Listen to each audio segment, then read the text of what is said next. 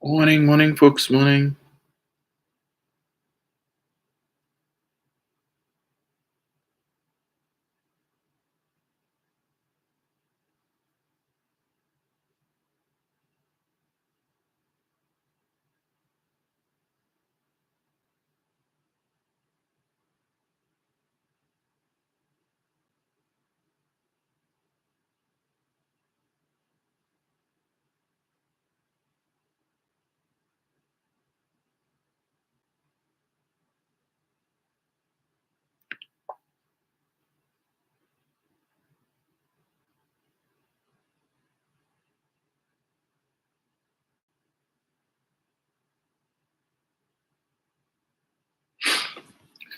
Here. Morning, Deborah. Neil Francois. Morning, sir. Always present. J Dimples. Morning. Roxanne.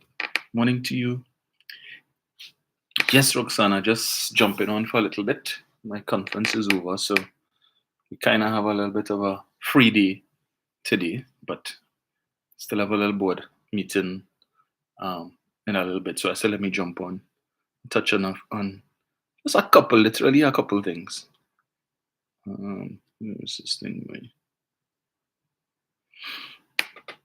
Carol, Boys John, morning. Christopher Serret, morning to you. Thank you for my brooms, Roxanne. Wazid, morning. Udani, morning. Julia Matthew, morning. Mario Che Guevara, morning, sir.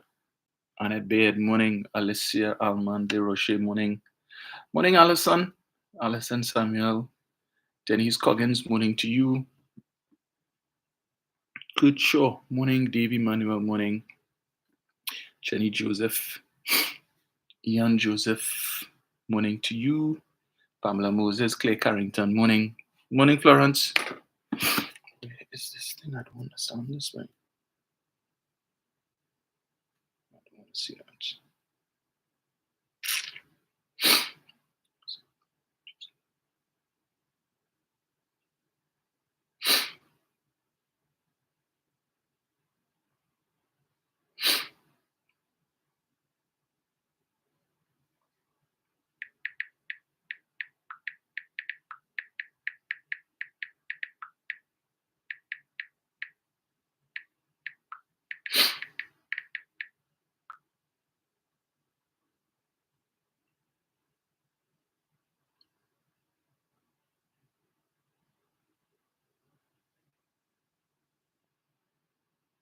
So I'm trying to find something here. I don't know why it's not coming up.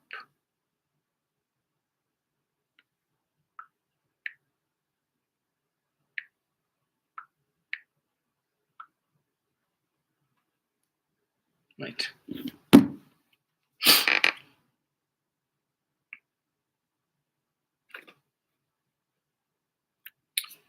Who else we have here? Let me see. Brenda Isaac, morning to you. Hillbench, morning.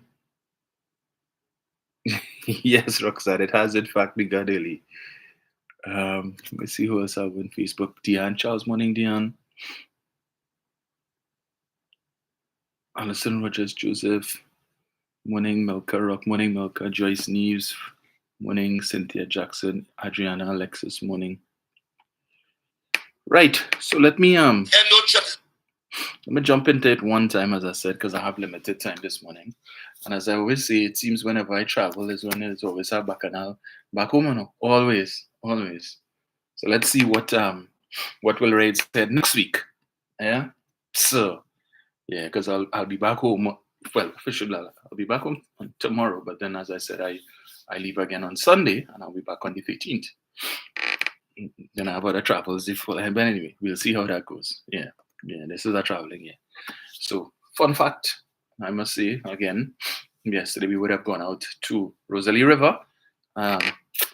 Interesting island, Dominica. In fact, yesterday we learned a fun fact on our way back from the river that there is not a single traffic light in Dominica. Yes, so if you're a Dominican and you've never left the country, the only way you would know what a traffic light looks like is on television. So, and we didn't really notice that until the maxi driver mentioned it to us. There are no traffic lights on the island. So, yeah, not much traffic either. But then they have a population of 72,000 persons. And you would appreciate not everybody could afford to have a car, and a lot of the places um, close proximity. So it's a hilly country. Took us about 2 hours to get to the river. And it said 365 rivers. So there must have been a closer river to the hotel than that one. But it was a really nice evening, and we were able to have lunch with the Secretary General of the Commonwealth, Baroness Patricia Scotland, who happens to be a native of Dominica. Yeah, so fun time was had yesterday. So this is my penultimate day. We will see how much more of the country we could see today, and then tomorrow we head back. So if you haven't, yes, Deborah, land of 365 rivers. We had the morning session yesterday, and one of the Jamaicans was talking, and he was saying, they say 365 rivers, but he finds that hard to believe unless they're referring to, like a little puddle or a little stream or something. And he looking, and nobody from Dominica into Malash. But anyway, Leon Joseph, morning, Shah, morning. Morning to all of you guys. Yes, can we do it? 30-second voice notes for Facebook Live. All right, I'll work on that. Yeah, I'll work on that, Chi. Chi's asking if we can do 30-second voice notes for Facebook Live. Yeah, so when I get back home, we will address that. So the saga continues with respect to the Auditor General, Ministry of Finance, the impasse as it is being referred to. Some people say constitutional crisis. And there are lots of things that I'm seeing, reading, hearing surrounding this whole matter that, lends to cause for concern. Certainly the decision of the Auditor General to select the chambers of the law chambers of Anna and Ram Logan, Freedom Law Chambers, as her legal counsel of choice ought to be of concern, right? And I was asking, before the matter arose, who is paying for that? Now, if it is the Auditor General is bringing legal action against the Attorney General and perhaps the Ministry of Finance or the Minister of Finance for statements that would have been made in the Parliament in piloting the matter, if she's doing so in a personal capacity, then she ought to be made to pay for that. If she's bringing it in the capacity, as it seems, as Auditor General, so it's the Office of the Auditor General that is bringing suit against the Attorney General and the Minister or Ministry of Finance, then I would expect that there is a procedure by which you would select law chambers.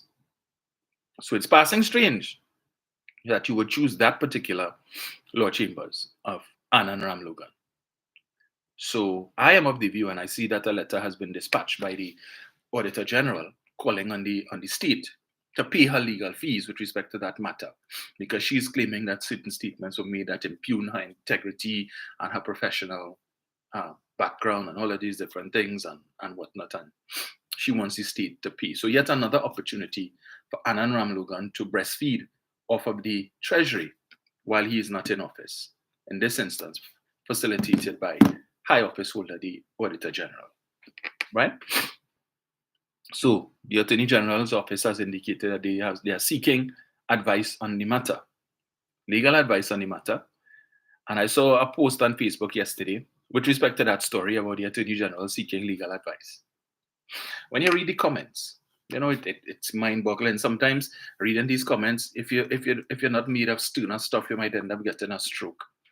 The level of idiocy, and I don't say that lightly, and it's not meant to insult anybody, but I just wish citizens would do a little more research before they just jump into the comments and say things, and then you end up looking like a fool. As the saying goes, it's better you keep quiet and let people think you're a fool than speak and remove all doubt.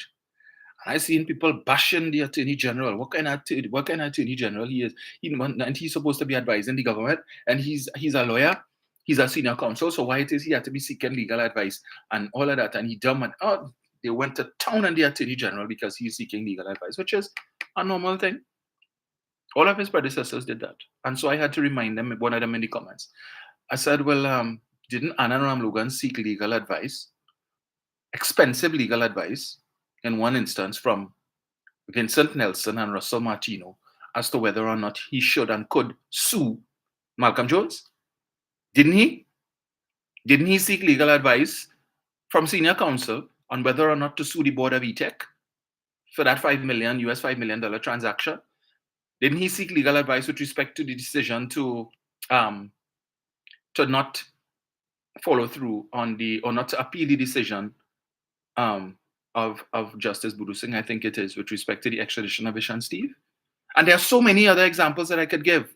Hence the reason, right? That is how that whole legal fund, that whole kickback issue for which he and Mr. Ramdeen found themselves before the courts involved seeking legal advice, giving briefs, right? And charging a ton of money. All forget a certain lawyer who was paid $475,000 to issue a pre-action protocol letter. Who paid for that? You see, all of these things they forget. But all of a sudden, Reggie Amo is an idiot and he dumb and he dotish and all of these things. But they're learned Attorney General.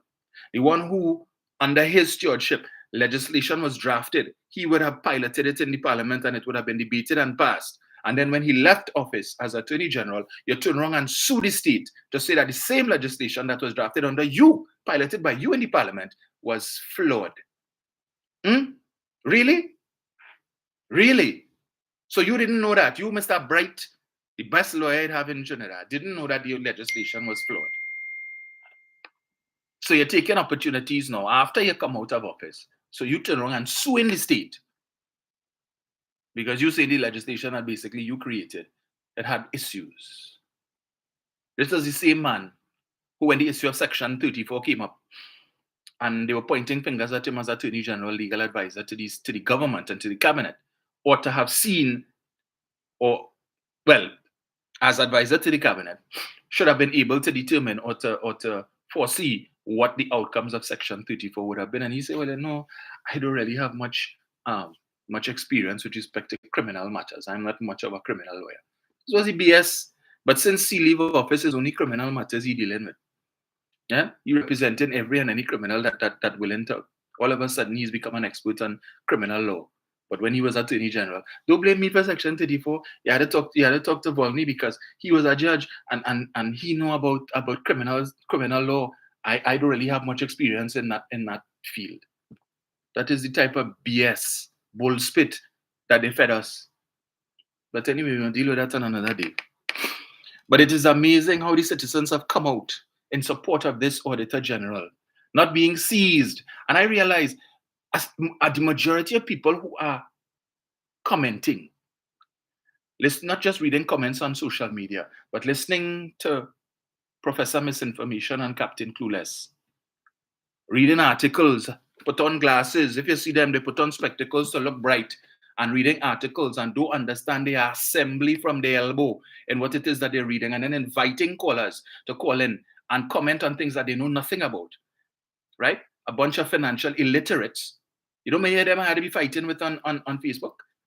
I tell them it don't even make sense for me to try to explain the whole situation to you all because, well, they might end up with brain freeze. Some of them might end up with epilepsy and trying to understand it. All they know and all they talking, where the 3 billion gone? We want to know where the money gone. All them billions, the thief. But wouldn't take the time to read. Wouldn't take the time to visit the Parliament channel. Or if it's not running on the Parliament channel, you could go on YouTube. It is there.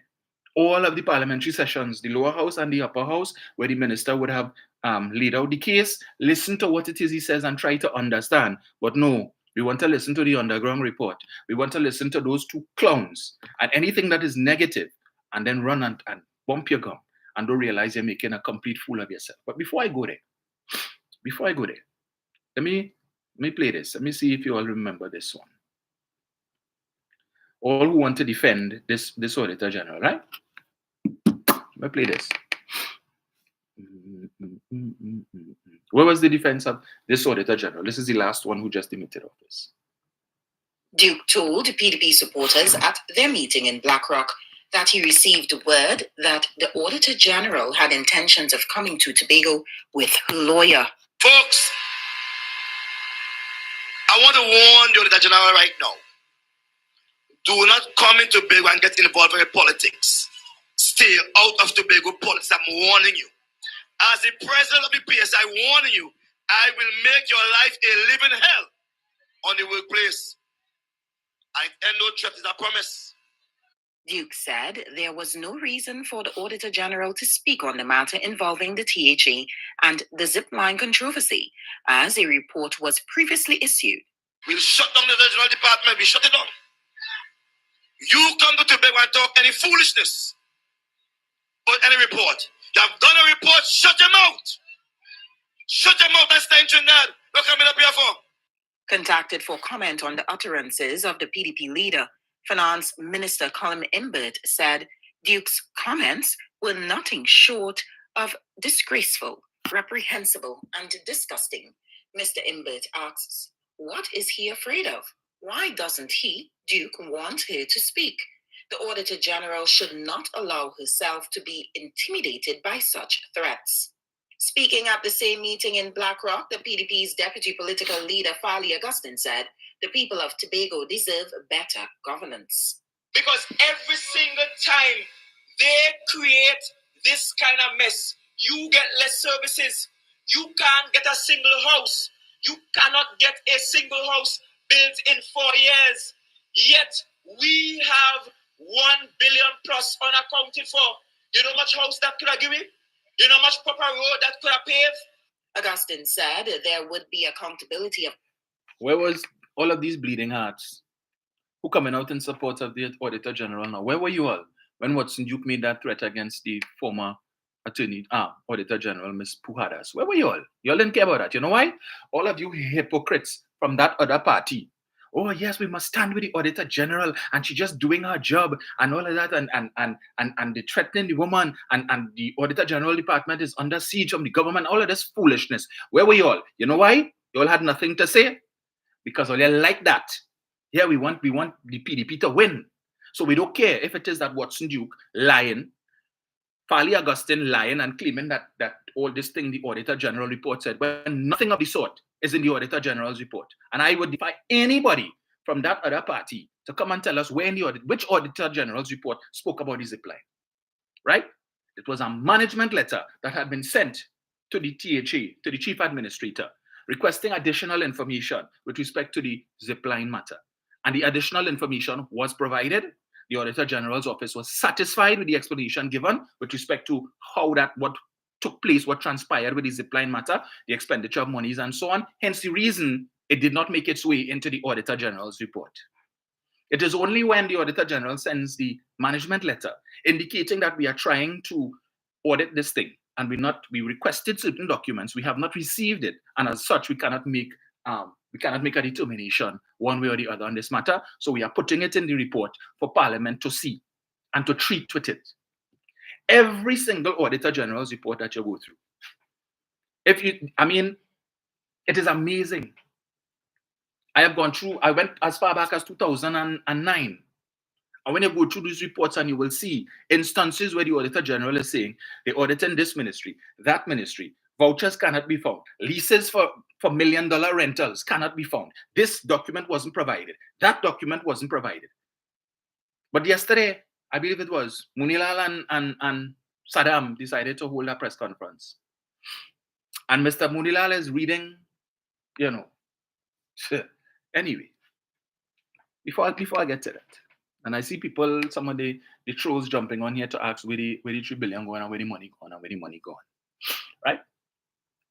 I come into that, hold your horses, right? So we know all you done form an opinion in all your mind already. I ask you all to come here and explain what it is you understand by what is transparent.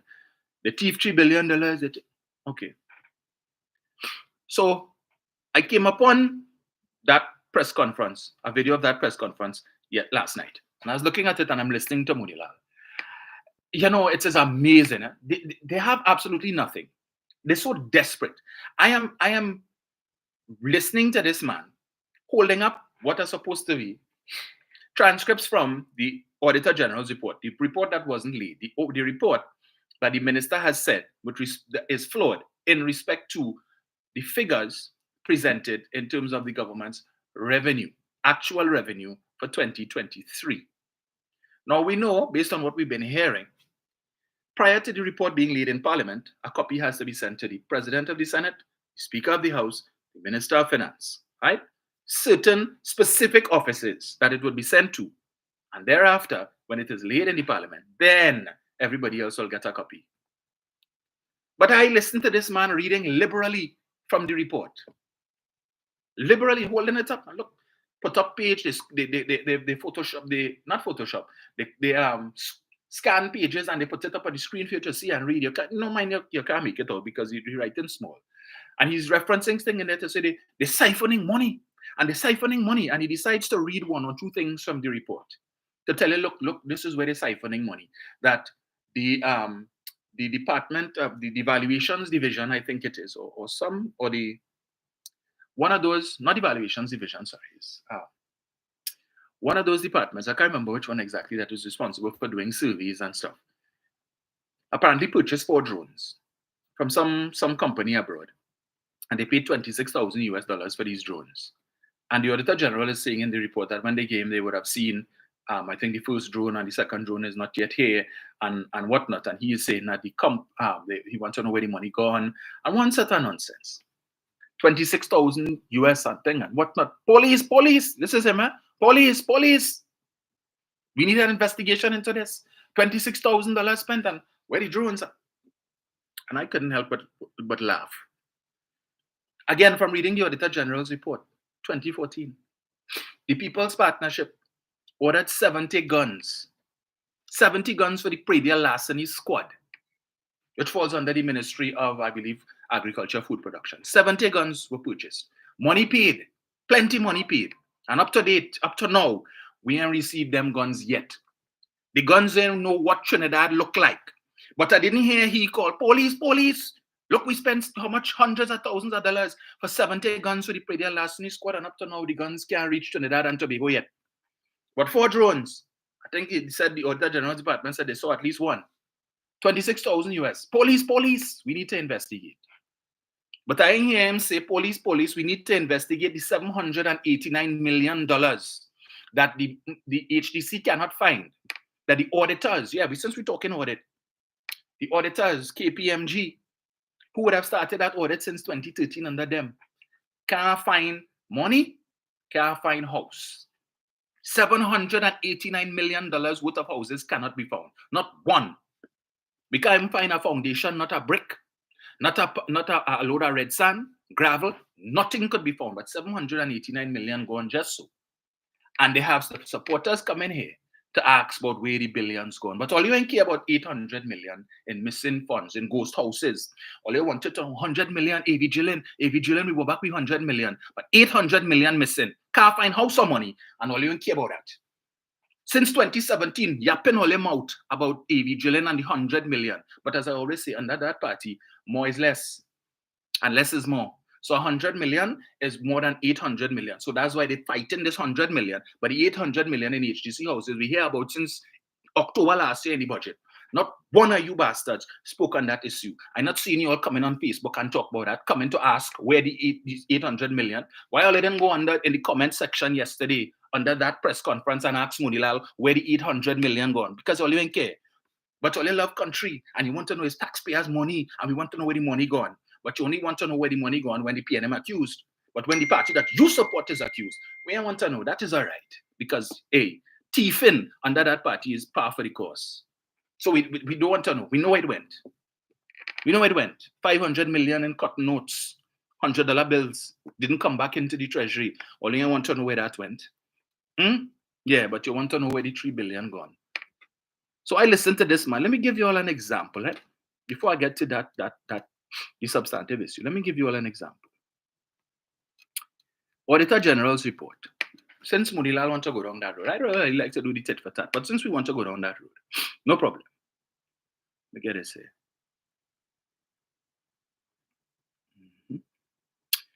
Ministry of Works and Infrastructure Auditor General's Report 2015. Expenditure $206,418,339 plus commitments of $217,865,839 exceeded the total allocation of $365 million on this project by $59,284,000. You don't want to know where that money went. No problem. A memorandum of understanding with the Palo Seco Agricultural Enterprises Limited as executing agency for repairs to Lancip at Upper Christian Drive, Pleasance Point was not produced for audit scrutiny. Documents such as contracts, minutes, rules and regulations, and monthly progress reports required to monitor and verify compliance with terms of the Memorandum of Understanding were not obtained by the Ministry from the executing agency, National Infrastructure Development Company, NIDCO, even when requested during the audit. Loan agreements, letters of comfort from the Ministry of Finance, repayment schedules, and statements of accrued interest were not produced to verify loan repayments totaling $160,163,000 on 5 projects on behalf of NIDCO under the central tenders, transfers, and subsidies. So all of these documents, you know why it is in the Auditor General's report? Because when the Auditor General was auditing government revenues, finances, books between 2010 to 2015, the Auditor General is saying, we couldn't see documents for any of these things. So they say there were loan repayments of 160 million. We saw no documents to support that. We're not saying that the documents do exist, but clearly there are issues in all of these ministries. I ain't hear Munilal talk about that. 26,000 US police, call the police. We need to investigate.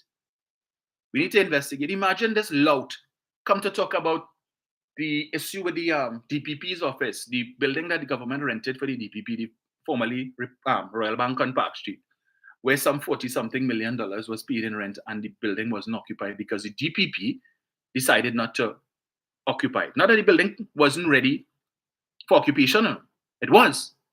But the DPP said he is not satisfied with the level of security. He wants a whole fence on the pavement and all kind of bacchanal. And in the absence of that, he and his department will not be moving into the building. A far cry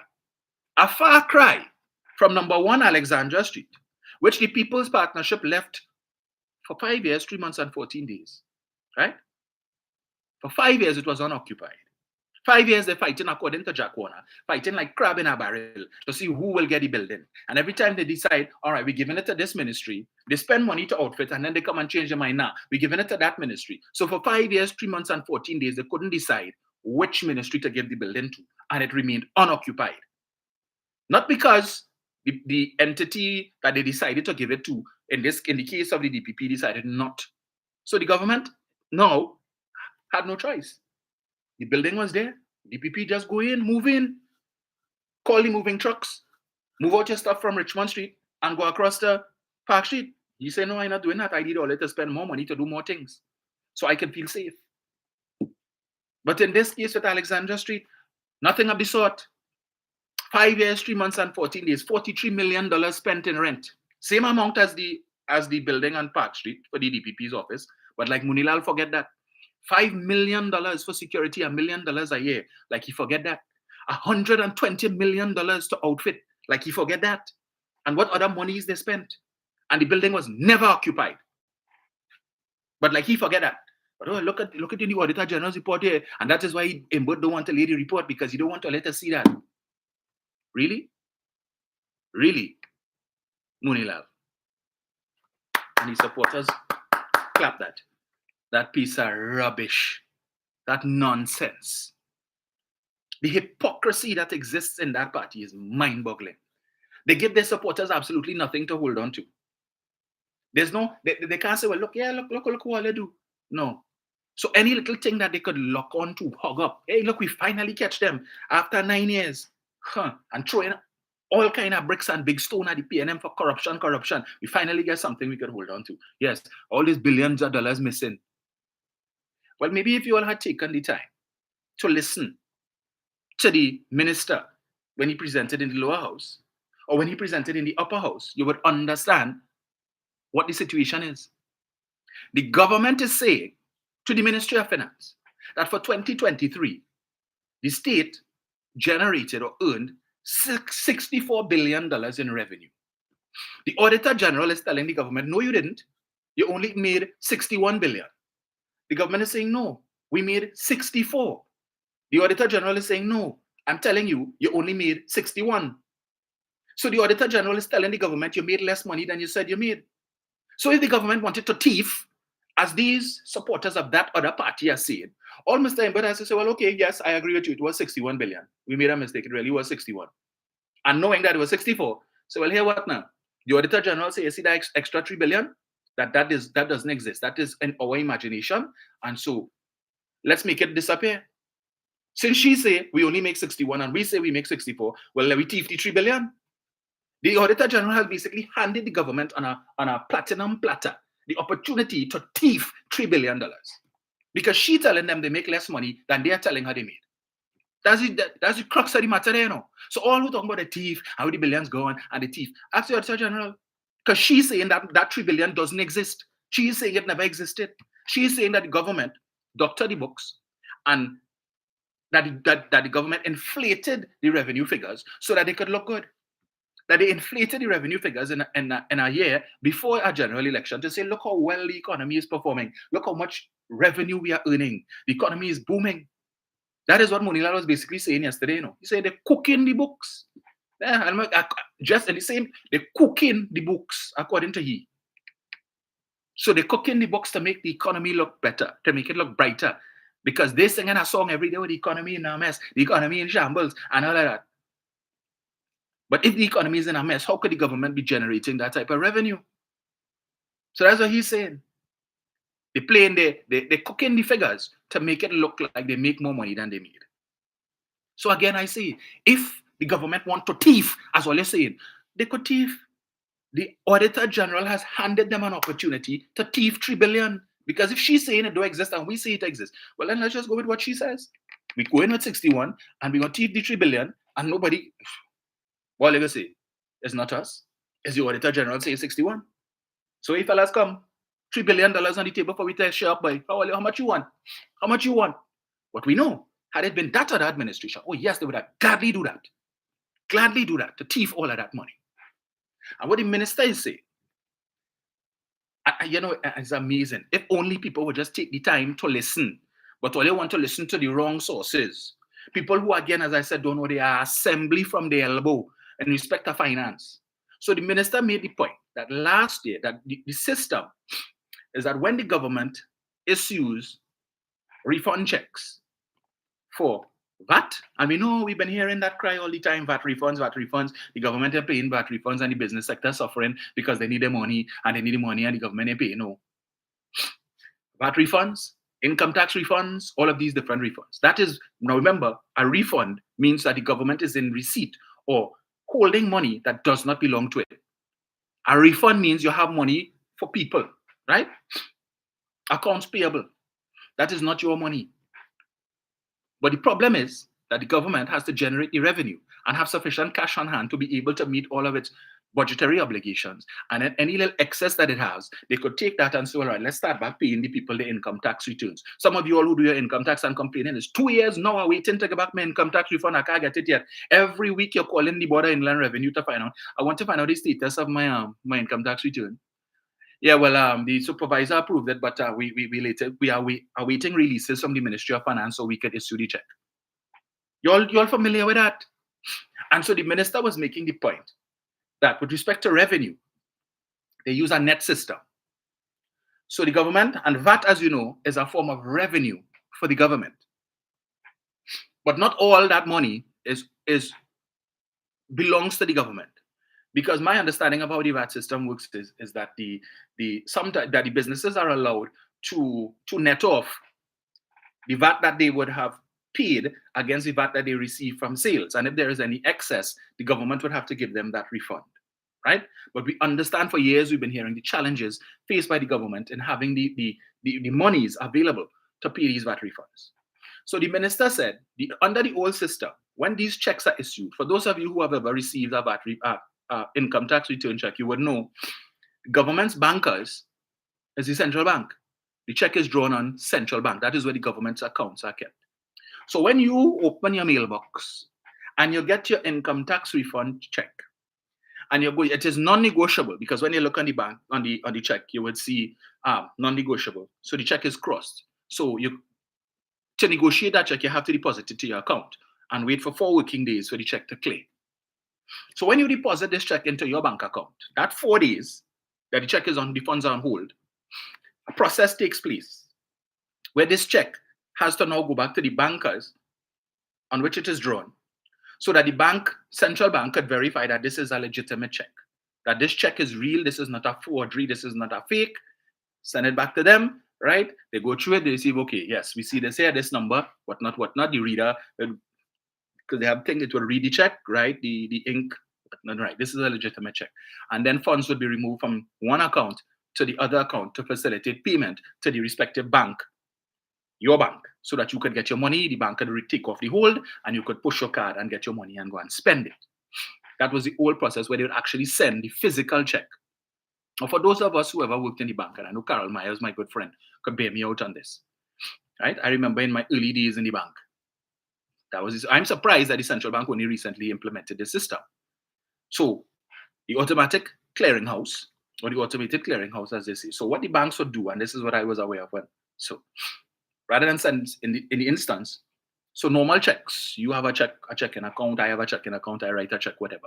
When the check goes to the bank, so if I am banking with, let's say, First Citizens, and I write a check to somebody who has an account in RBC, and the bank, so when I deposit the check to my account, what FCB would do, they scan the check, right, rather than sending the physical check, because that could take a while. You recall there was a time when it used to take 7 working days, and they would scan these checks, and then they would send it through to the other banks, using the compact disc, the CDs, and so on with the information. So when you push it in, you could scan and see the check.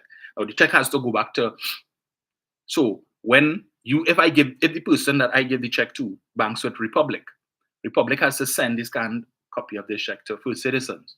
First Citizens has to verify that the signature on the check is in fact mine, that it is a legitimate check. It's depending on the amount of money they might call you and whatever, as the case may be. Once that verification takes place and First Citizens says, yes, this is a legitimate check written by Mr. Romain for this amount, right? Monies are transferred and whatnot. The whole is taken off by Republic Bank on the person's account, and they could now spend their money. The minister is saying that last year, the central bank would have introduced a new system. So before, what used to happen is the actual physical check used to be sent to the central bank. The actual check, the paper, used to go to the in this day and age, used to go to the bank. For people to go through and one check at a time, okay, yes, you scan it, run it through thing, okay, yes, the system says this is a good check. Next one. So when you sleeping in your bed in the night, 12 o'clock, 1 o'clock, you actually have a shift of workers who are doing these things. When you snoring, dribbling on yourself, you have workers 1 o'clock, 2 o'clock, 3 o'clock in the morning, working that shift 10 to 6, that 10 to 6 shift, the graveyard shift as they call it, verifying these things to make sure that you are able to get your money. You who aren't aware of the process for you to get your money. So the central bank, according to the minister, in February last year, implemented this new system. So they no longer get the physical checks. So what has existed before in the commercial banks, where you would scan the check and so on, you provide a discount and so on, so they could review it, came into place. But as with every new system, you would have teething problems. You would have teething problems with every new system. I recall years ago when I was working in Republic Bank, new in the bank, and they implemented a system called Phoenix. Again, Carol can bear me out on this. I think it was Phoenix was the name of it. I remember the first day that system came in, Lord Father was headache.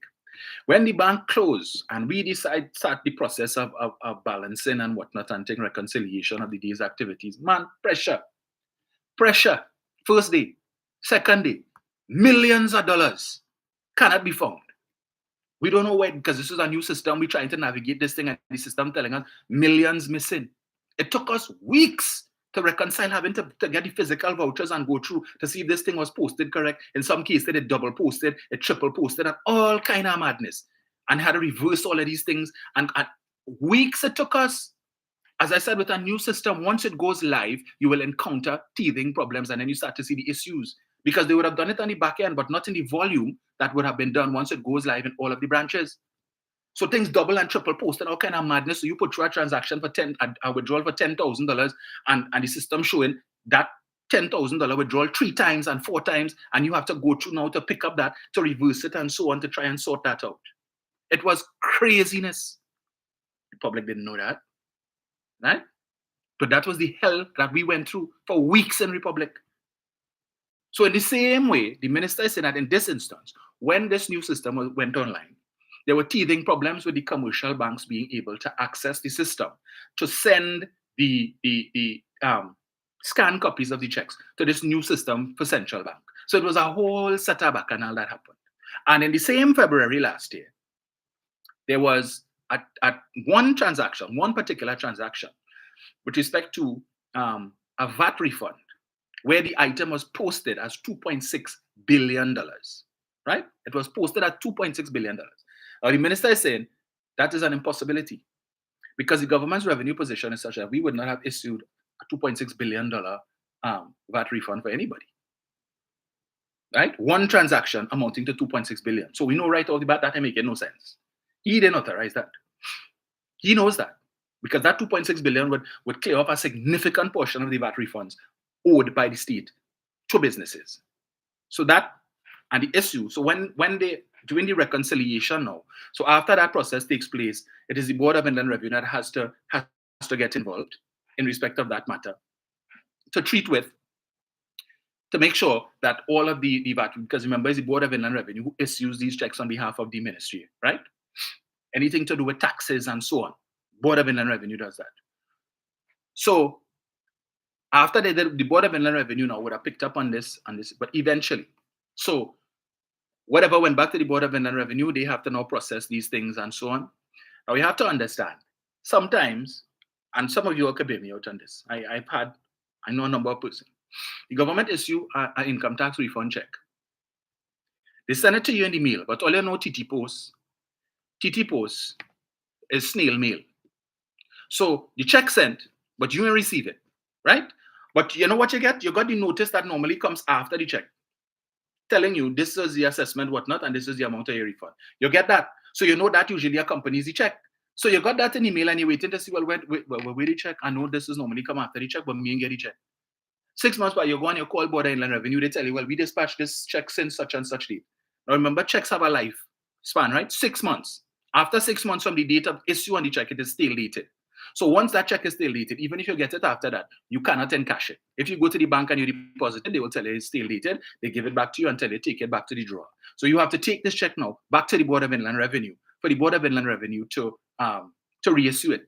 But you know that is the next headache because the monies that would have been allocated to pay that check now done gone back to the consolidated fund.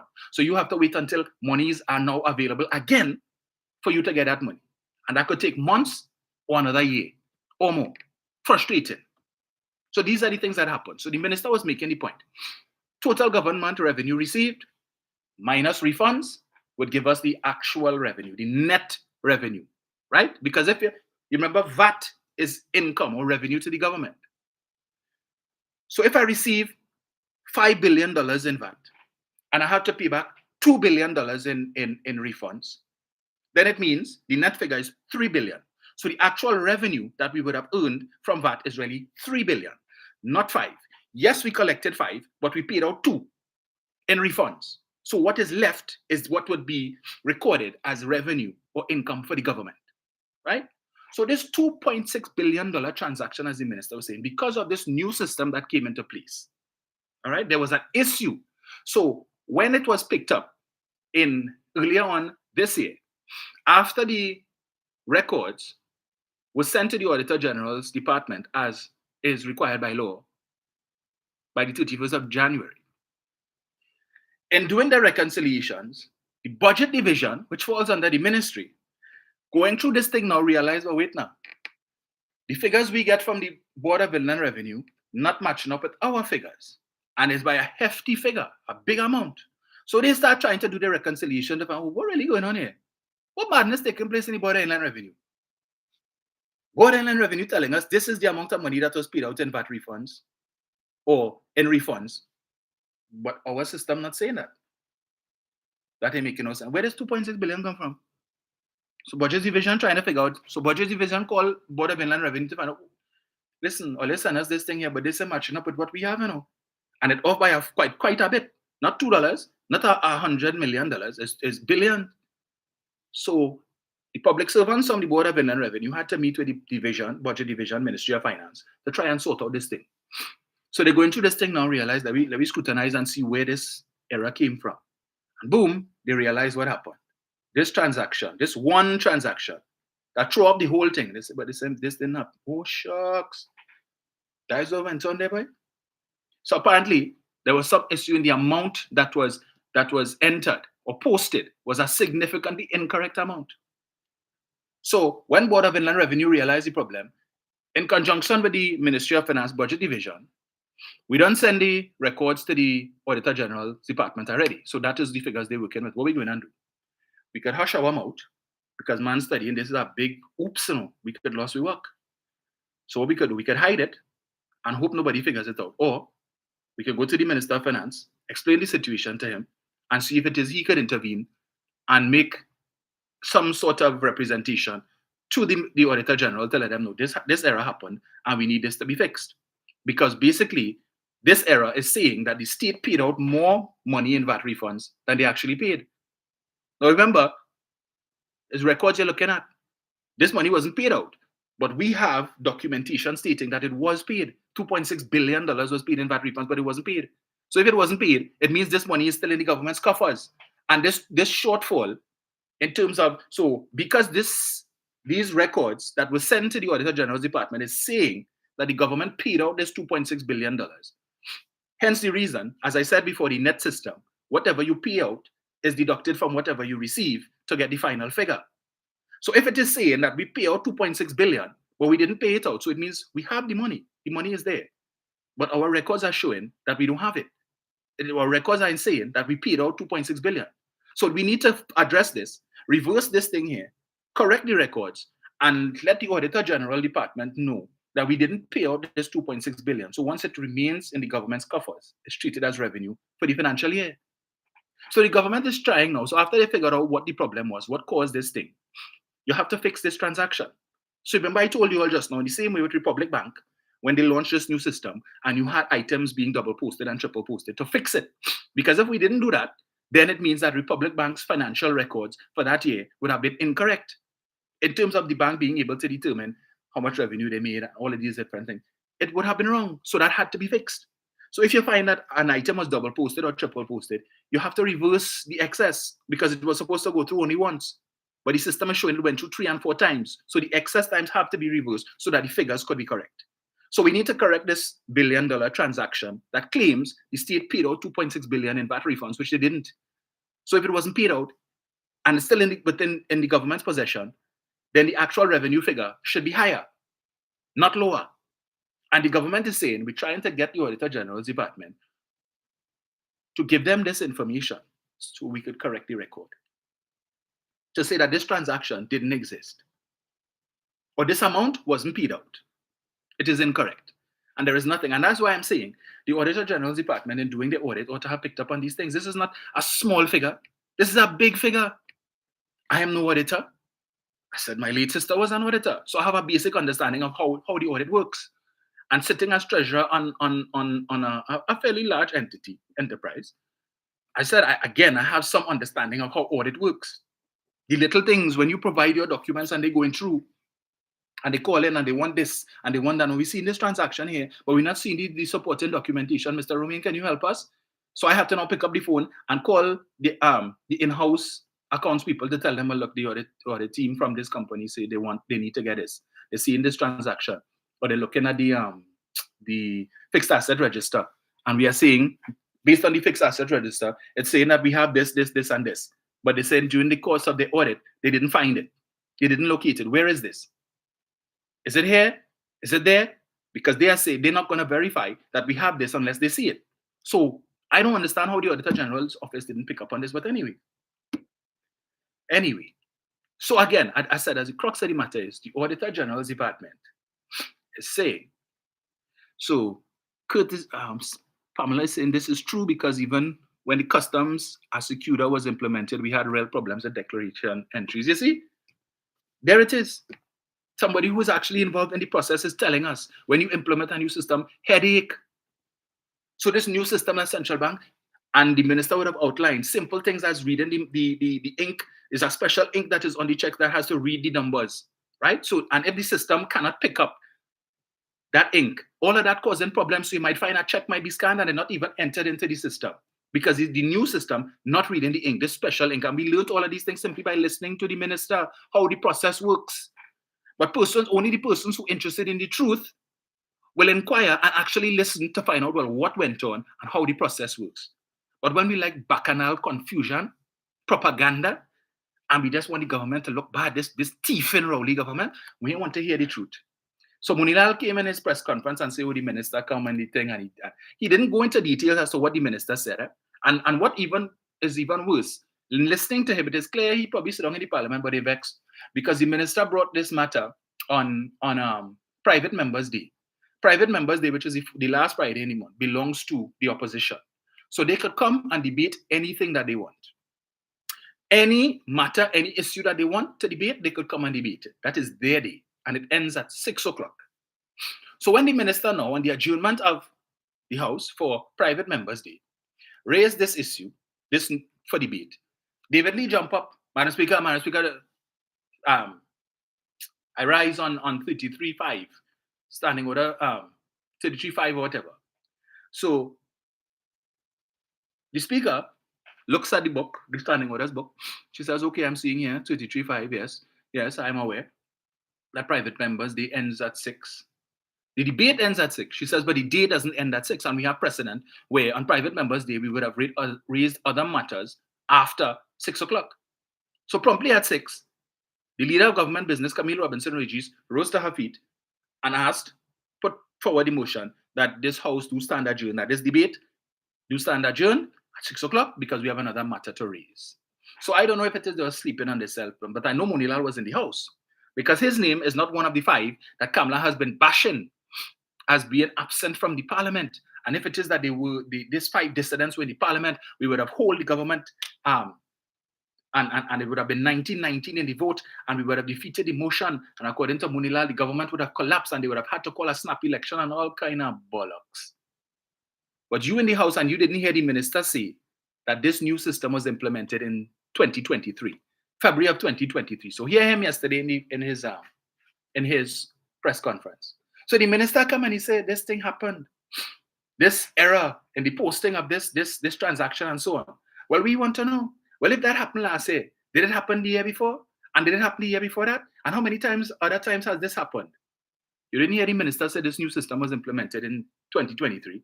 So it couldn't have happened in 2022 because in 2022, they were still doing the physical checks. You're moron.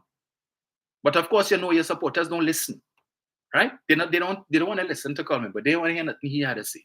Just operate on conjecture. So this clown coming now to talk about, oh, well, this is only last year this happened? Yes. Pussycat from Oropuch. Because the system was only implemented last year. Were you sitting on your ears when the minister said that? And then he said it again in the Senate. Or didn't you look at the Senate session? You're not interested to hear what your colleagues in the Senate had to say, what contributions they had to make to the matter? Clearly, something wrong with you. But you come with your bacchanal self. And the thing about it, he came with nothing of substance to say the government thief, Nothing of substance. In fact, he didn't accuse the government of stealing any money. But he come to say, the lady report because they siphoning money, but nothing about that transaction to come and read out a set of foolishness about rental of some building for some $200 and something thousand for the year. And when it is the Auditor General did the report, apparently some minister owned the building, and they asked if the minister is renting any other buildings to the state, and the minister said no, but then the Auditor General department found that had some other building being rented or whatnot. These are the trivialities that he come with, but couldn't offer anything of substance to say, look, the government thief billions. Because even though they pretend to be, some of them is pretend that they're stupid, but he understands what the minister is saying. He understands the representation that is being made by the ministry. So he knows, there are no billions thief. He knows that. Otherwise, he would have come with something. Up to now, you hear Jawala Rambaran say anything? Their former central bank governor. You hear him come and say, would lie, that is not the system and that is not how it used to work? Where is he?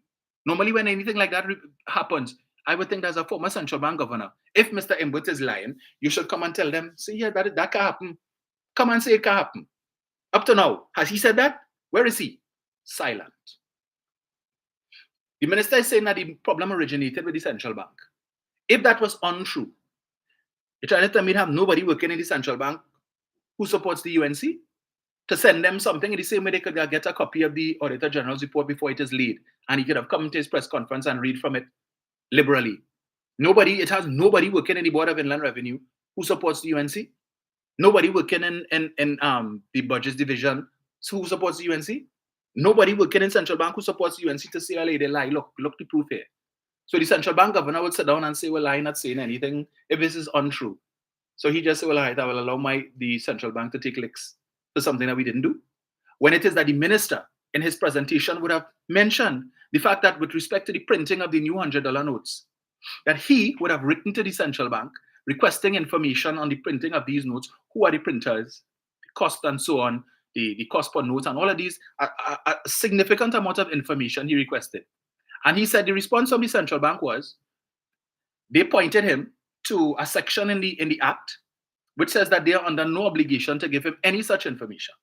And in those circumstances, they have no intentions of giving him any such information. The Minister of Finance is asking for this information on behalf of the citizens, because everybody blaming the government. Is the government? And why they printing these new $100 bills? And why did this and why did that?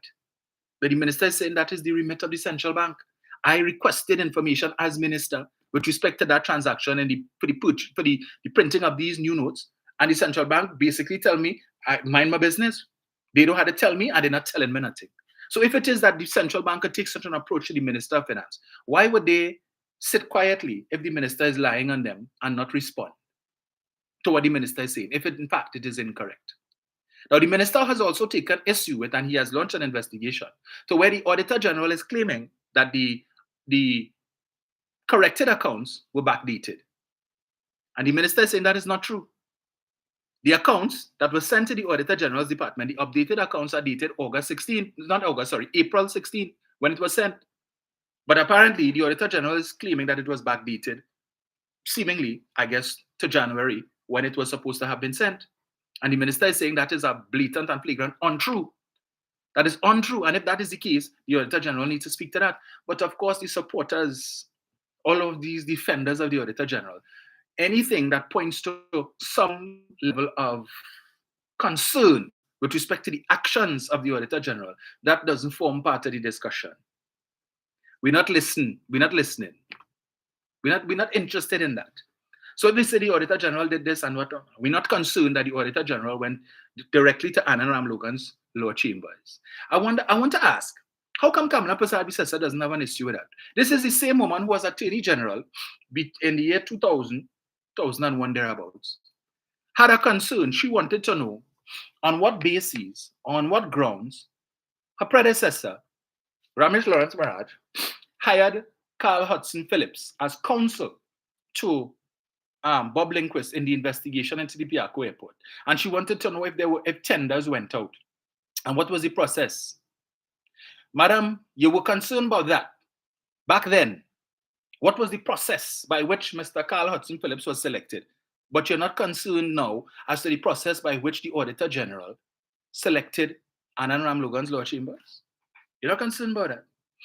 Of course not, because you could get inside information, because whatever information the Auditor General is feeding to Mr. Ramlogan as part of preparation for his statement of case, well, you just had to pick up the phone or you just send and follow you, so you all could go on your platform, your Monday Night Forum platform, your waste of time press conferences, and speak liberally about these things. Because it gives you direct access to information that should be of a confidential nature. So when I see Munilal reading liberally from the report, so I come back to the issue of the billions that they say the government thief. Again, transactional error in posting, wrong figures posted, that implies that the state paid out more money than it actually did. And the state is saying we need to have this corrected. Now the Auditor General is saying, upon receipt of the documentation on the 16th of April, she sent out a high-powered team of auditors to the Ministry of Finance to review. Now, I would think, aside from the Ministry of Finance, you need to involve other parties. There are two other parties involved in this matter: the Board of Inland Revenue and the Central Bank. So I don't understand how you only went to the Ministry of Finance to audit, but okay. And 7 days after, You receive these documents, or you receive from the Ministry of Finance on the 16th of April, but on the 23rd of April, you submitted the report. 7 days, you submitted the report. The same report that you are told is inaccurate, and you were able to do an in-depth and comprehensive audit of such a situation that involves at least 3 state departments of state in 7 days. And you were satisfied with that audit in 7 days. So unless these auditors were working 24 hours a day, it behooves me to understand how they could arrive at that. Because, well, but so they say. So she sent a high-powered team, according to her, to the Ministry of Finance. They did the audit, and they are saying they could not find the documentation to support the state's claim that it earned $64 billion in revenue. She said certain documents were requested and it was not provided. Now it's 7 days. It's 7 days. How long? I would love to know, what is the period of time by which they do an audit? So you were able to audit this thing in 7 days, right? A significant issue such as that, and present a report. So it says to me clearly that there was intent to publish this report regardless to what. Because when we hear of the efforts that were made by the Ministry of Finance, the PS, and so on, to contact the Auditor General's office, they call in for the Auditor General, no response. Did she not available to take the call? You're not responding to emails and all of that. And if that is in fact so, the Auditor General must explain why is that. You have the Permanent Secretary of the Ministry of Finance sending you emails as the Auditor General and you're not responding to it. It's crazy. Not acknowledging it. I get upset when I send emails to my head office and I see days pass and nothing. I get very upset about that. That's craziness. You are preventing me from being able to do my job. Has the Auditor General refuted all of these things that have been said? That calls were made, emails were sent, and that she did not respond to it? As a consummate professional that you now want to present yourself through Freedom Law Chambers? Is that how a consummate professional behaves and operates? That you are ignoring emails from the Permanent Secretary of the Ministry of Finance, the ministry that is responsible for managing the state's money? That you're not taking calls from the Permanent Secretary? That is how a professional operates? And now you want to defend your professionalism and want the state to pay for that folly? Has she come out and said that is not true? Has she said that that is not true? I'm asking the question.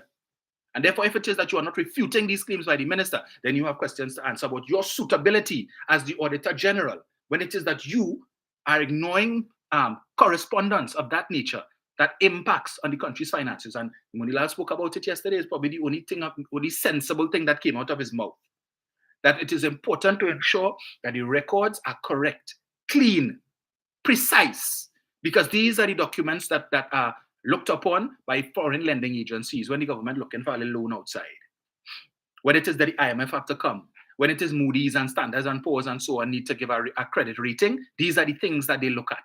And if it is you cannot trust the integrity of financial documents such as the Auditor General's report, then all fall down. So that is why it is important to correct the record. And the minister is saying that is what we're trying to do. And he is saying they are requesting, what they requested was an extension of time by 4 months so that the Auditor General can now come and do a more in-depth audit so that the relevant departments could now locate the documents that the Auditor General has requested. The minister made a very important point that where it is documents cannot be found, the Auditor General is supposed to issue a management letter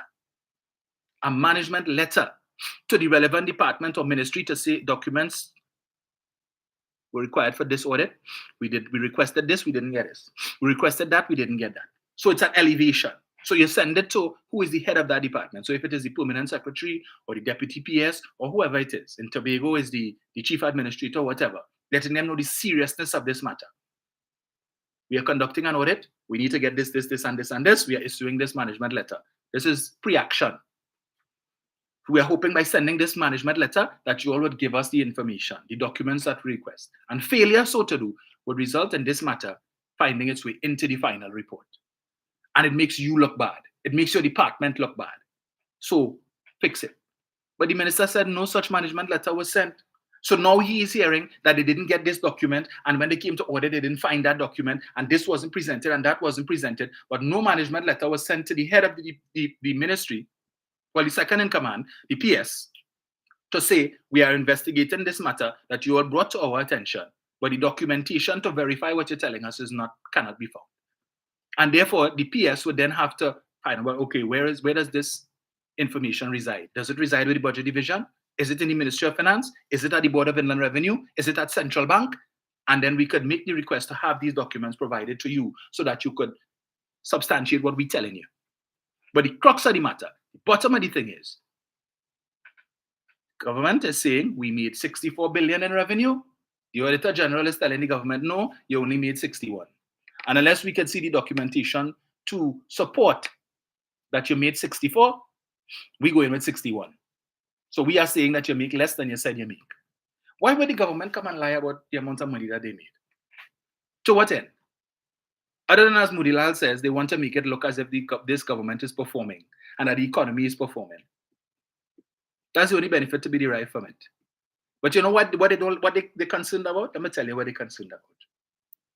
That in 2022, for the first time in 14 years, Colin Burt was able to accomplish something that the $11.625 million minister couldn't. That the great economic guru, Winston Buchanan, couldn't do, which was to achieve a budget surplus.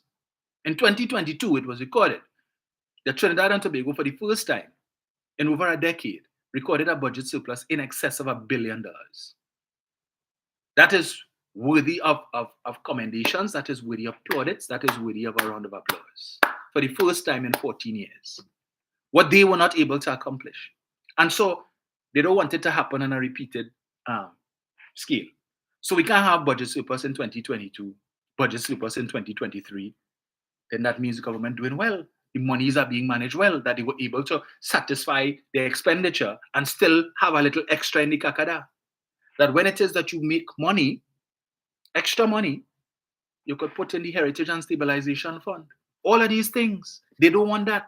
Because remember, they're pushing a narrative that the government only draining the Heritage and Stabilization Fund and it's only budget deficit and all of that nonsense.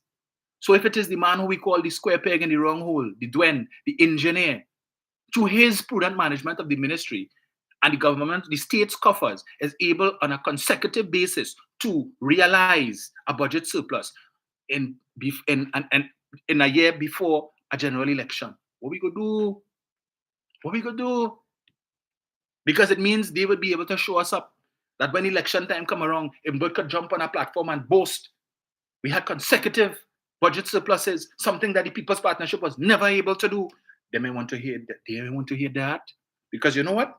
On the fences, in constituencies like St. Joseph, where you have people, a large percentage of the voters who understand these things and the importance of these things and making a decision, will decide we go choose the muck instead of the crook.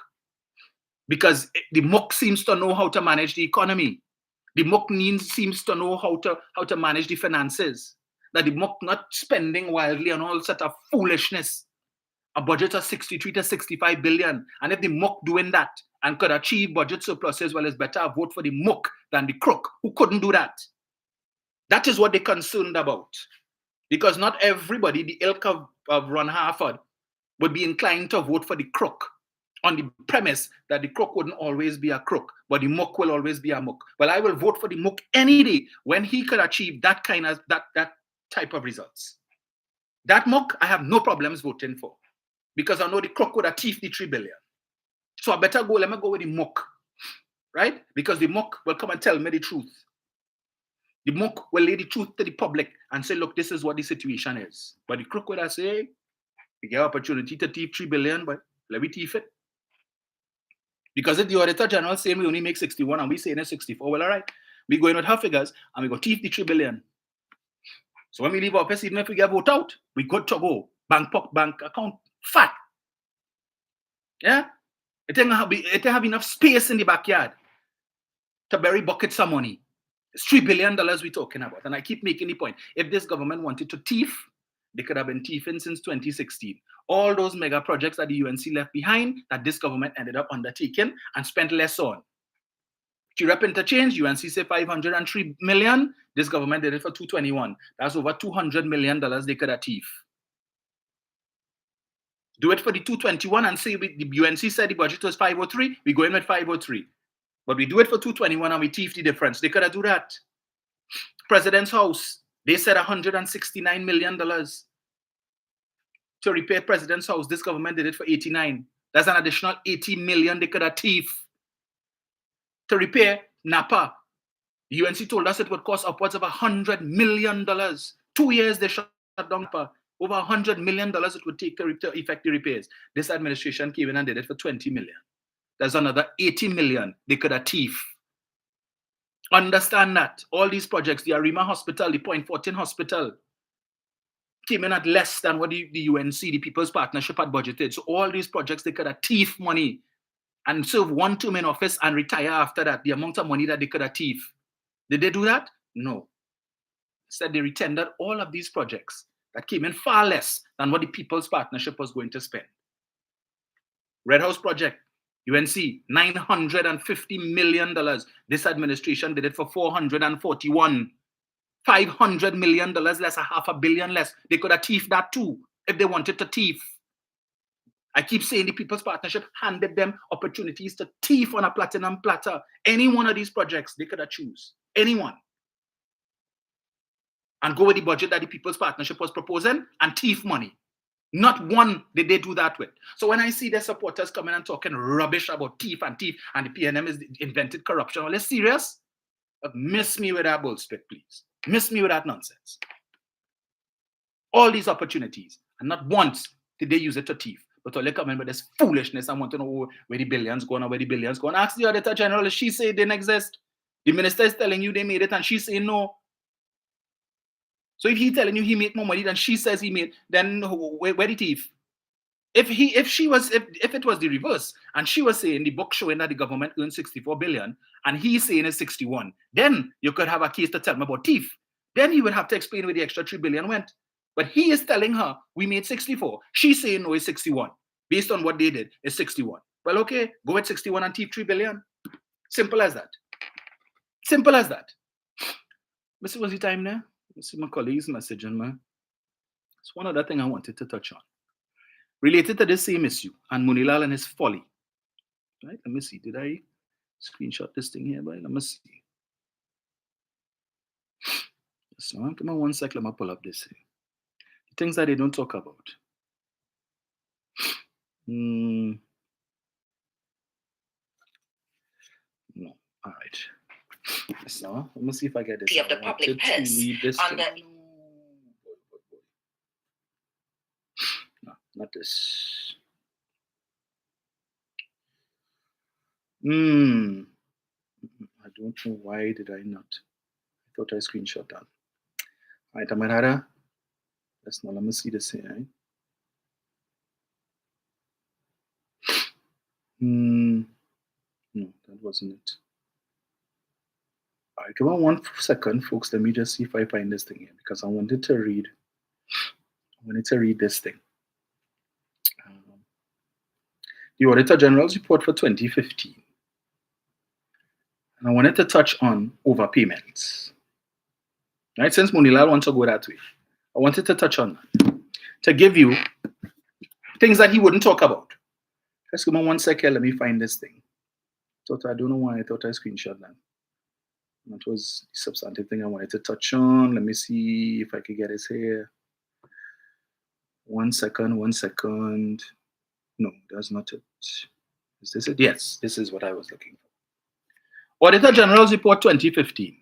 And this is why it's good to read these things, right? For the supporters of that party who want to accuse this government of all manner of wrongdoing, instead of you all sitting down with your smartphone in your hand playing Candy Crush or looking at salacious videos and so on and all kind of foolishness and on TikTok and whatnot, you all should take a little bit of that time to actually read the Auditor General's report. It makes for interesting reading, particularly 2010 to 2015. But let me just read this for you all in the interest of time. Page 38 of the Auditor General's report 2015. Title, Overpayments versus Recoveries. 2011, there were 5,280 cases of overpayments by various ministries, valued at $20,370,970.62. Amount recovered of that figure, $8.492 million. 2012, there were 4,531 cases of overpayments totaling $21,465,110. Amount recovered, $8,008,000. 2013, 6,513 cases of overpayments totaling $31,140,644.73. Amount recovered, $16.16 million. 2014, 4,449 cases of overpayments by various ministries, totaling $23,941,549. Amount recovered, $12.9 million. 2015, 6,075 cases of overpayments, totaling $30,442,442,099. Amount recovered, $21,134,000. For 5-year total, 26,848 cases of overpayments. Total value, $127,360,374.36. And amounts recovered, $66,699,474.77.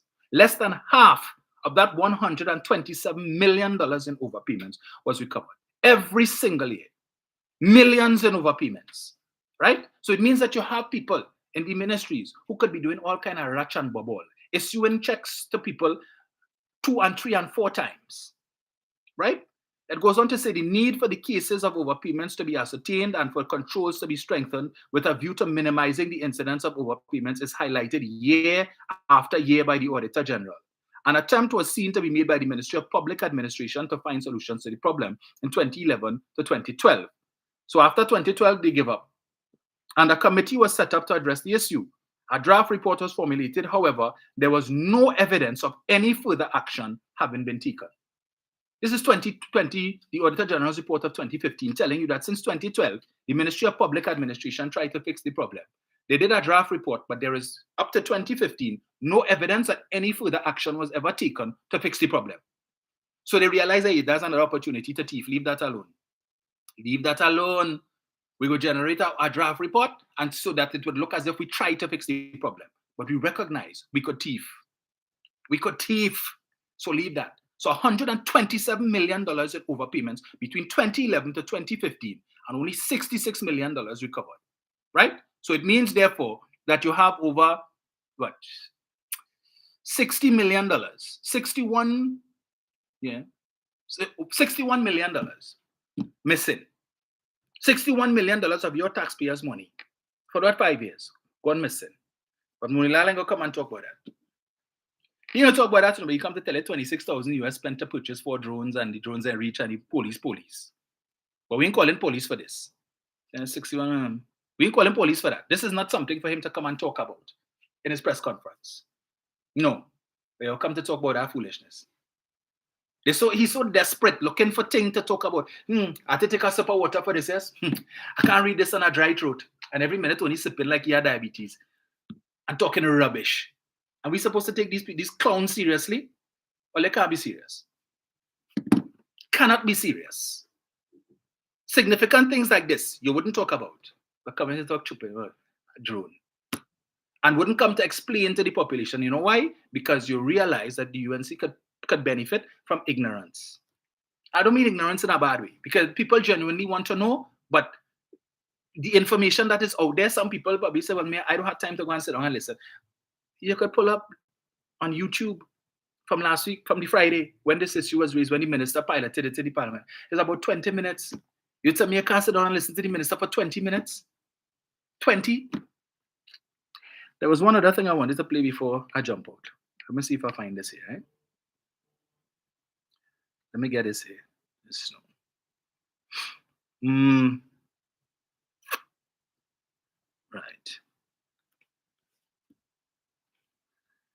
Let me give you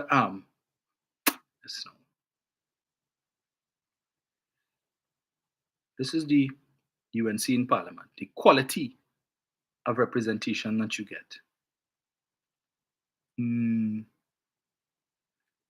Khadija Amin. Let's see if I find this here. Right. Mr. Lee? No.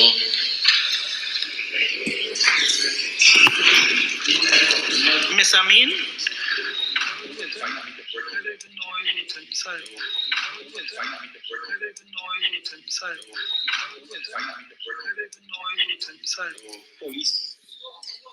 You all hear that? This is the Parliament of Trinidad and Tobago where bills are voted on, laws are made, bills are voted on that impact the daily lives of the citizens of this country. We have a motion that is being voted on, right? So they went to a division. My understanding is that I think they called for the division. Probably the same, might have been the same issue with this Auditor General's matter. And David Lee voted no. Miss Amin, I don't even know what we're voting on. What we voting? What we voting? You sit down in the Parliament and don't even know what you're voting on? And she pushed away the mic so it wouldn't hear, but apparently it was somebody else's mic was on and you heard the sound bite where she said, I don't even know what we voted. What we voting? It's the same thing Rambali told us. Same thing Rambali told us. That if they come in Parliament, they don't even know if they're voting here or nay or nothing. No caucus, no decision. They discuss the matter, the seriousness. I don't even know what we voting. What we voting? She's a member of Parliament for St. Augustine. So, what is the basis? What is the premise on which they vote for stuff? What? You make a decision on the fly? No discussion, no caucus, no research on the matter to see how this could benefit. I don't even know what we voted. What we voting? And she looking so. Somebody help me now. Please. David, what we voting? Rudy, oh God, don't even hang in now. What happened? Khadija was sleeping now. But I in my phone here, I talking to Zambo, yes? Yeah, me had time with this thing, you know. I didn't make plans. I was supposed to go by the bar and knock back a few. And then them to come with this thing here now to disrupt my Friday night. So I just going through Facebook here and TikTok. Yeah. Well, God, just tell me what we voting on. What we voting? What we voting on? Yes or no? All right. But put them back. They're serious about governance. Yes, that's how you're serious about governance. You sit down, so and debate taking place and you only scrolling. Instagram, good. Yeah, boy. I'm gonna see what Shein have there, what new clothes they have there, something. That looking good, boy. Yeah, that might look good on me. Yeah. Have a little birthday party to go to. I could order that. Yeah, boy. She going through there. Check out the forms and that. Yeah, boy. And debate going on, eh? This is her. With the phone there. Right. Yeah. Let me send my son on WhatsApp there. What chupin is he sending me here, boy? That's governance. Vote for them. Yeah, that's how it is doing. Only they could save this country, according to Rodney Charles, from the morass that we are in. Only they could save the country from the morass, and that's how he is doing. UNC style. What we voting? Anita, or shock, Anita not here. Dinesh, but he. She's going again. Okay. Rushton, but he ain't here either. But what the hell, right? But like nobody in here. No, like I help me. All right. Well, I hear David say no, so I voted no 2 years. Well, I go film in afterwards. I really wasn't paying attention. Put them back. And then they had the supporters like Anna Moon Sami, aka Miss Santa Cruz, trying coming now. When this posted, coming to talk about babies dying and billions missing and all kind of foolishness. Address that. Address that, because the fact of the matter is, if it was a PNM member of Parliament had said that, all he would have been talking about that. She would have plenty to say. She was going to call the underground report. Lennox, Andy, all you didn't see the clip on Facebook with the MP for so and so when they voting, and he's saying, what we voting on? I don't even know if you didn't see that, Lennox. She would have called every radio station that she called. She would have called Professor Misinformation and Captain Clueless to talk about that too. But it's that side where we expect it to come from. Coming to talk nonsense about we're making an issue about that and babies dying and whatnot. Well, go on, pull up the infant mortality rate from 2010 to 2015 and see, and then 2015 to 2023, and you would see that the infant mortality rate was worse under Kamala. under all the government that you support, and under this administration, it has been coming down constantly year after year as opposed to under them. But you want to come and talk about baby deaths and baby deaths because not all used to be hiding things. That's why we didn't know about it between 2010 to 2015. Hush, hush, keep it undercover. Don't talk about it. But under this administration, oh yes, there is transparency. When it happens, we will know. But transparency only in their vocabulary when they want to accuse the government of being of stealing money and corruption. Yeah, they're quick to do that. But ask them for transparency under them. Bunch of jokers, hypocrites. The words of Stuart Young. Roxo. Folks, it is 8:05.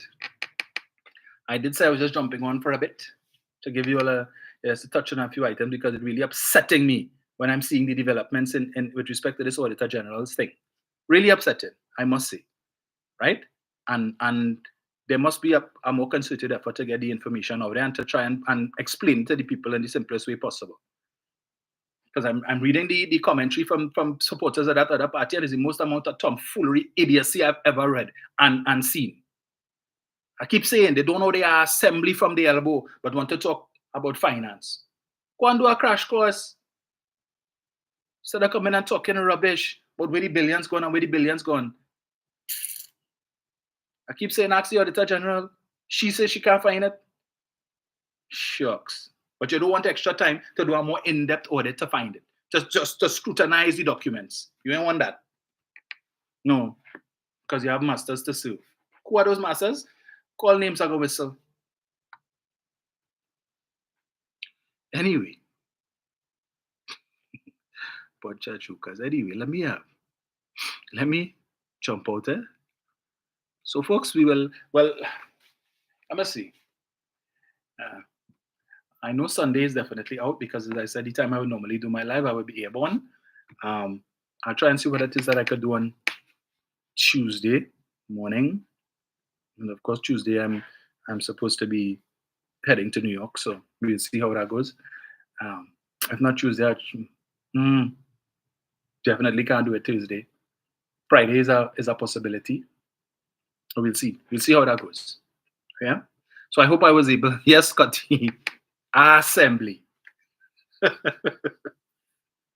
So I trust and hope that I was able to bring some level of clarity to the situation, some elucidation, the things that are not being discussed in the public domain, and explanations in a manner that it should be for persons who really want the information.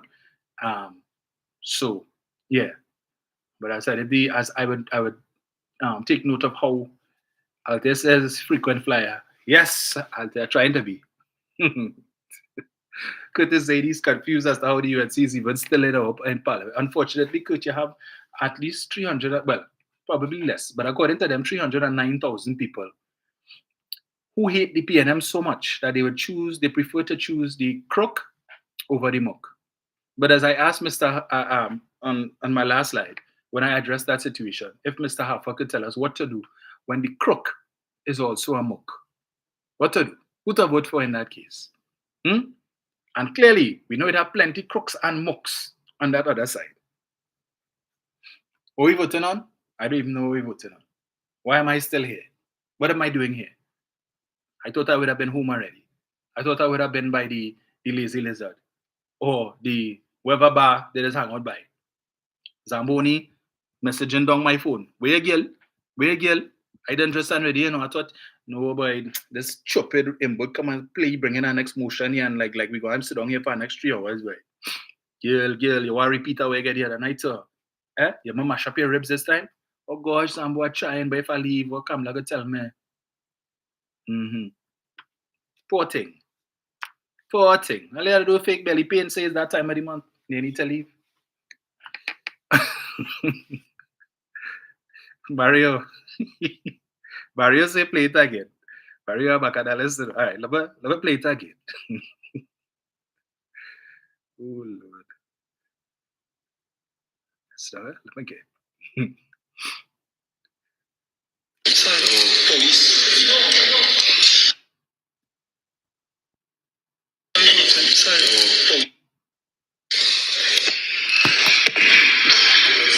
Mr. Lee?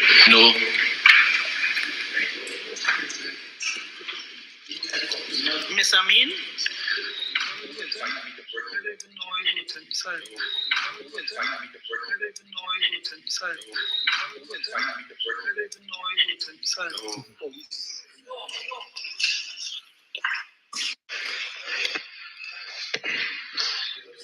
Mr. Lee? No.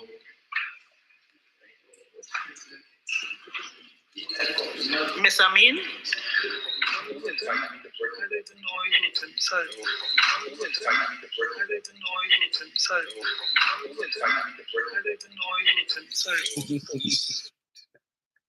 You cannot make this ish up. Are we voting? I don't even know where we voting. Sorry. How you don't know Khadija? What else doing? What else doing? Anyway. Daniela, I will not repeat that. I will not read that comment. At least I would not read it out loud. I see the Patriot is saying, Winston, go ask Kamala for the 16 billion. Who is this Winston and what is he asking? Who is this individual? We see the Auditor General did her job well. 3.2 billion are missing. Winston, it seems, Mr. Bachelor, it seems that whatever Khadija was doing when the matter was being debated, apparently you were doing the same thing for the last hour that I was speaking, Winston. I just explained to you. The Auditor General is saying the government did not make that money, Winston. The government is saying it did. The Auditor General is saying, no, you didn't. You understand? The Auditor General is telling the government they earned less money than they claim they earned, Winston. You're asking, where is our money? Go and ask the Auditor General. Because according to her, that money doesn't exist. She's saying it never existed, that the government didn't make that money. According to Monilal, he is claiming that the government is cooking the books, making up figures and inflating the revenue so that it would look as if the government is managing the economy well and making more money than they made, Winston. So if you want to know where the money went or where the money gone, our money, you want to know where our money gone, well, I want you to ask Mr. Monilal about the $789 million in ghost houses, Winston. Are you concerned about where that money went, Winston? The fact that the exchequer account went from 10 billion in overdraft to 33 billion, which is an addition of 23 billion, Winston. You don't want to know where that 23 billion went, but you want to know where 3 went, but you're not interested in where 23 went. That Mr. Manning built Napa, Sapa, Prime Minister's residence. He built the Trans-Lane complex that they turned in, the UNC turned into a teaching hospital. He built roads, he built schools, hospital, they buy ferries, all kind of thing, Winston. And he didn't take the exchequer account. He didn't spend that much money, Winston. He built the waterfront. He built government campus, thousands of houses which the UNC would have distributed through the 100 houses a week program, Winston. Can you show me where the UNC, the People's Partnership, built anything close to what Mr. Manning would have built? And he left the exchequer account 10 billion in overdraft, Winston. But in 5 years, that is Mr. Manning from 2002 to 2010, Winston. Almost 8 years. Well, 2001 to 2010. 9 years, Winston. 9 years. And he did not take the exchequer account to $23 billion in overdraft. Beyond what it was. 23 billion spent. But the People's Partnership, Winston, came in 2010 and spent 23 billion extra to take it from 10 where Mr. Manning left it. Prior to that, it was about 5 billion in overdraft. So he increased it by 5 billion and we got all of that. I am hard pressed to find anything close to Napa, Sapa, waterfront, government campus, Chancery Lane complex, Prime Minister's residence, schools, hospitals, health centers, purchase of vehicles. We hosted the Summit of the Americas when Barack Obama came here. We hosted the CHOGM, the Commonwealth Heads of Government meeting here. All of these things happened, Winston, and Mr. Manning left the overdraft for 10 billion. None of those things happened under Kamala Persad-Bissessar. Infrastructure, construction, nothing close to what Mr. Manning built, because when Mr. Manning was building these things, what Mr. Persad-Bissessar said, Manning is overheating the economy. He's crowding out the private sector. Too much employment, too much construction taking place. Her government did nothing close to that, but yet still put the exchequer account $23 billion extra, Winston? And you ain't concerned about that? You ever asked Kamala to explain that? Under the $11.62 million minister, Winston? Well, you're not serious, man. Well, you're not serious. Don't tell me nothing about the UNC, nothing power. Miss me with that BS because you all want to put them back. You all want to put them back. That is the problem. Right? It's like a man who is a wife beater. Beating his wife to breakfast and dinner. She leave him. She gone with somebody else. And she and the new man having a little bit of problems. And as people like you will tell her, well, go back to your husband again. Forget this man. Go back and take the licks and the abuse. That's what people like you, Winston. You're an upholder. It's people like you, Winston, and others like you will cause this country to go down the toilets. And when it is you don't try to do your research, I said it. You want to know where the $3 billion gone? Go on Parliament channel. The same device that you're looking at me on, Winston, just go on Google, type in Parliament channel, Trinidad, Winston. And when it comes up, you can scroll through the videos and look for the 26th of April. And scroll until you find Colm Imbert talking. And listen from the time he stood up to the time he sat down, Winston. Listen intently. Take off your UNC hearing aid and put on your citizen hearing aid and listen to Mr. Imbert. And then you will understand the whole situation about the Auditor General and the $3 billion that all you're yapping about, Winston. Instead of coming here and talking rubbish, why you all continue to embarrass yourselves with the $3 billion gone? The information is there. And if that is not enough, you could go and listen to the minister again when he presented in the Senate and he repeated the information with a little extra. It is there, but all you're not interested. You're coming here to ask me where the $3 billion gone, and the minister has explained that on 2 occasions. 2 occasions he has explained that, in the lower house and the upper house. But you ain't gonna go and listen to him. You come here, I explain it as layman as I can, and you're still asking me where the $3 billion gone, where we money gone. Then you're not interested in finding out where the money gone. You're on propaganda and folly. You're playing smart with foolishness. And I don't have time for that rubbish. All right? I don't have time for that rubbish this morning. Let me go and see if I get breakfast. Yeah, there's some nice food here. Chef of a sweeter. Just remember, if you will ever come to Dominica, the Intercontinental, they're a little pricey, but it's worth it. Yes, Alicia, that is in fact their nature. The waterfront help, Jenny, you're so correct. I don't know how else to explain it to them. Tell you they'll give me. That's the kind of comments that could give you a stroke. I don't know how else you expect me to explain it. If it is that you joined late, Winston, you could play back the live. Listen from the top and you will hear me explain. Then hopefully you wouldn't come back here and ask me that nonsense again. Okay? So the people who are interested in the truth would have come here this morning and they got elucidation. Ease us up with that now. Let's see what we have here. PF Cortez says, Winston, brain less slow, has a low attention span. Cannot focus and do much research. Carol says, next honeymoon she's going. Yes, Carol. You need to. Really, really nice place.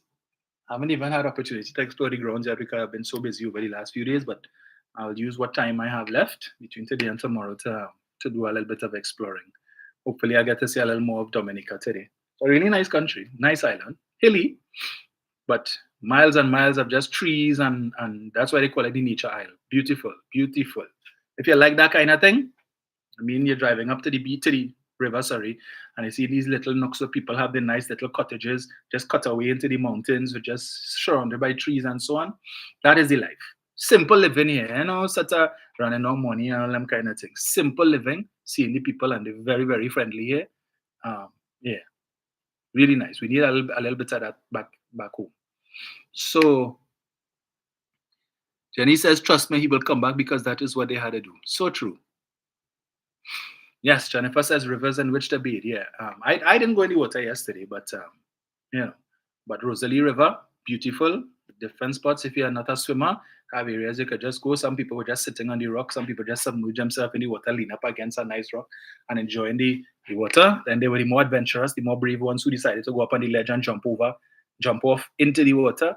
So if you're a swimmer, they have that. Yeah. Even lower down, the parts of the river where we didn't go, as on the way up driving, it's just beautiful, beautiful place.